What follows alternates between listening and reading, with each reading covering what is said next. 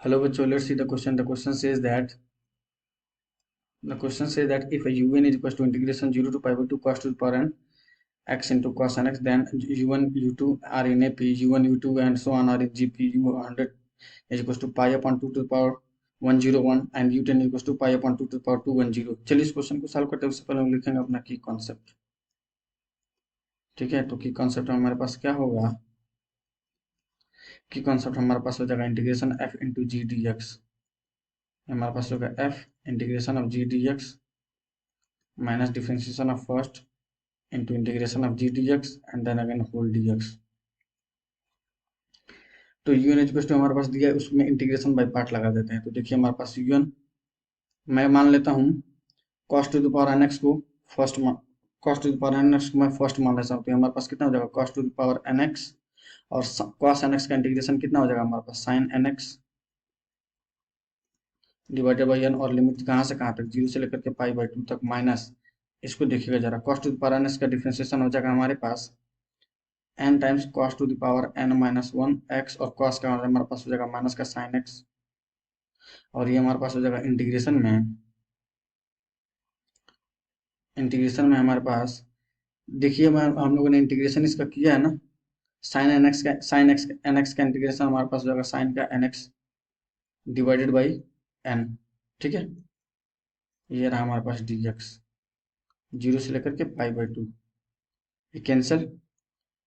अब un equal to हमारे पास हो जाएगा, इसमें जब पुट करेंगे पाई बाई 2 ना, तो देखिए cos to the power n pi by 2 वो जीरो कर देगा और यहाँ पर जब जीरो आएगा तो फाइनली जीरो हो जाएगा। इसमें हमारे पास हो जाएगा माइनस माइनस प्लस 0 से लेकर के पाई बाई 2 और cos to the power n minus 1 और ये हमारे पास हो जाएगा x। देखिए sin nx और cos nx को मैं क्या लिखना चाह रहा हूँ, sin nx को मैं लिख सकता हूँ sin nx into sin x को मैं लिख सकता हूँ। देखिए मैं फार्मूला लगा रहा हूँ cos a minus b minus cos। देखिए यहाँ पे मैं लिख सकता हूँ, सबसे पहले देखिए इसको ओपन करते हैं हम लोग जरा। तो sin cos में ये हमारे पास है sin nx into sin x dx। इसको ओपन करते हैं हम लोग जरा। तो cos n minus 1 into x angle में है, ये ध्यान रहे। तो ये हमारे पास हो जाएगा cos nx into cos x plus में sin nx into sin x। सो sin x into sin x की जगह पर मैं लिख सकता हूँ इंटीग्रेशन, ये हमारे पास un इक्वल टू हो जाएगा हमारे पास 0 से लेकर के pi by 2 cos to the power n minus 1 into x. और यहाँ पर मैं लिख सकता हूँ, इस फार्मूले से मैं लिख सकता हूँ cos n माइनस 1 cos में n माइनस 1 और ये हो जाएगा x। ठीक है, ये एंगल में है माइनस में, ये हमारे पास क्या हो जाएगा cos nx into cos x cos nx into cos x और ये रहा हमारे पास dx। मल्टीप्लाई कर देते हैं तो हमारे पास हो जाएगा इंटीग्रेशन 0 से लेकर के पाई बाई 2।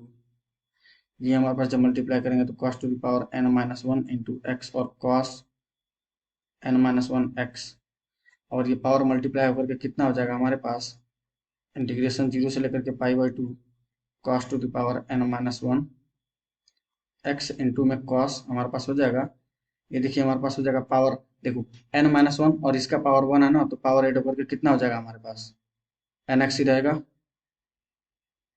और इंटू में हमारे पास हो जाएगा cos x और यहाँ हो जाएगा हमारे पास dx। तो un इक्वल टू अगर ध्यान से देख पा रहे हो तो ये हमारे पास हो जाएगा un माइनस 1 माइनस का un। तो 2un इक्वल टू हमारे पास हो जाएगा un माइनस 1 बाई, तो un माइनस 1 और un इक्वल टू हो जाएगा un माइनस 1 बाई 2। यहाँ से मैं लिख सकता हूँ अगर n को n माइनस 1 से रिप्लेस कर दूँ तो un माइनस 1 इक्वल टू हो जाएगा un माइनस 2 अपॉन 2। फिर अगर n को n माइनस 1 से रिप्लेस कर दूँ तो un माइनस 2 इक्वल टू हो जाएगा un minus 3 upon 2 and so on.